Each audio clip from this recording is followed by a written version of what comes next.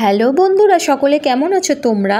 আজকে যে রেসিপিটা তোমাদের সাথে শেয়ার করব সেটা হচ্ছে ভোলা মাছের কালিয়া। দেখো দেখতে কি সুন্দর হয়েছে, খেতেও কিন্তু দারুণ হয়েছে। ভাত দিয়ে শুধু এই ঝাল দিয়েই খাওয়া হয়ে যায়, আর কিছু লাগে না। তো আমি এটার সাথে ডাল ফাল অনেক কিছুই করেছিলাম, বাট আমি এটা দিয়েই খেয়ে নিয়েছিলাম। এত ভালো খেতে হয়েছে। তো চলো দেখি কীভাবে বানিয়েছি তোমাদের সাথে শেয়ার করি। ফার্স্টে মাছগুলোকে ভালো করে যেরকম ধুয়ে নিয়ে ওটাতে নুন হলুদ মাখিয়ে রেখে দিলাম। তো নুন হলুদ, দেখো মাছটা কত টাটকা, খুব টাটকা মাছ এটা।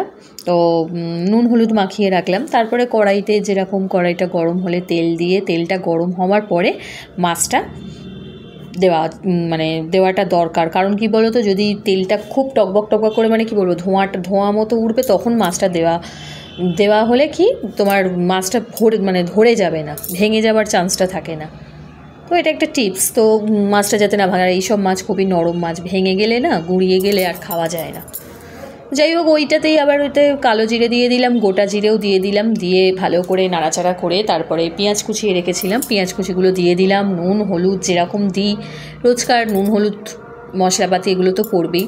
তো যাই হোক, নুন হলুদ দিলাম, দিয়ে ভালো করে কষাতে হবে ভালো করে নাড়াচাড়া করে ওর মধ্যে আদা রসুনের পেস্টটা দিয়ে দিলাম। আদা রসুনের পেস্ট দিয়ে ভালো করে নাড়াচাড়া করতে থাকছি। দেখো এর মধ্যে জিরে গুঁড়ো দিয়ে দিলাম, ধনে গুঁড়ো দিয়ে দিলাম, ধনে গুঁড়ো জিরে গুঁড়ো সব দিয়ে তার মধ্যে লঙ্কা গুঁড়ো দিয়ে দিলাম, দিয়ে টমেটো আর লঙ্কাটা পরে ওটা কষিয়ে নিয়ে মশলাটা, টমেটো লঙ্কাটা আমি দিলাম, দিয়ে ভালো করে আবার কষাতে হবে।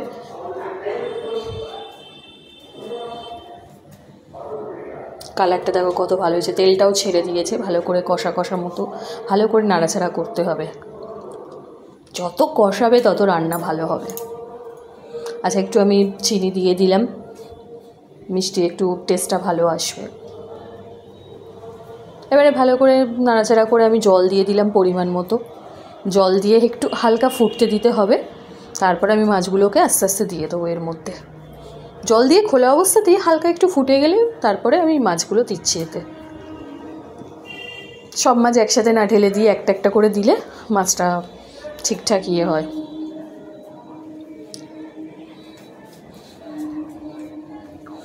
দিয়ে এবারে আমি এটাকে ঢাকা দিয়ে রেখে দেবো। ঢাকা দিয়ে মোটামুটি আমি 10 থেকে 15 মিনিটের মতো ফোটাতে হবে। তারপরে ধনে পাতা দিয়ে দিতে হবে। ধনে পাতাটা বেশি আগে দেবে না, ধনে পাতাটা সবসময় একটু লাস্টের দিকে দেবে, তাহলে গন্ধটা থাকবে, ধনে পাতার স্মেলটা থাকবে। নাহলে আগে থাকতে ধনে পাতা দিয়ে দিলে গন্ধটা চলে যায়। আর গরম মশলা তো লাস্টে দিয়ে দেবো। হয়ে গেল মাছ। দেখো মাছের ঝালটা খুবই ইজি প্রসেস, তাড়াতাড়িতে মাছের ঝাল। তো এইভাবে তুমি যে মাছই রান্না করো না কেন, খেতে কিন্তু দারুণ হবে, দারুণ খেতে হবে ভাত দিয়ে। তো বলো কেমন লাগলো রেসিপিটা। আর আরও ভালো ভালো রেসিপি নিয়ে তোমাদের কাছে হাজির হব। সবাই ভালো থেকো, সুস্থ থেকো, আর সবাই সাবধানে থেকো। বাই।